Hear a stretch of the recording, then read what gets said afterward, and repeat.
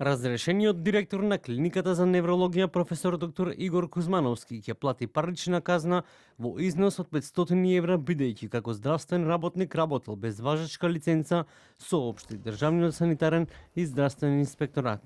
Докторот работел без обновена лиценца до неговото назначување за ВД директор на клиниката. Во врска со работата на професор доктор Игор Кузмановски како здравствен работник без важечка лиценца за работа, ќе му биде издаден прекршочен платен налог според член 309 став 1.1 од Законот за здравствена заштита. Заклучно со 30.11.2025 година се констатира дека доктор Кузмановски обавува здравствена дејност до 8.8.2025 година.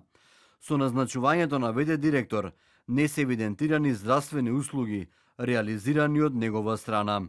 Од Министерство за здравство велат дека реализираните прегледи на сега веќе поранешниот директор се предмет на понатамошна постапка. Веднаш по разрешувањето обезбедени се релевантни податоци од мој термин. Податоците укажуваат на реализирани прегледи. Истите се предмет на понатамошна постапка во рамки на Министерството за здравство.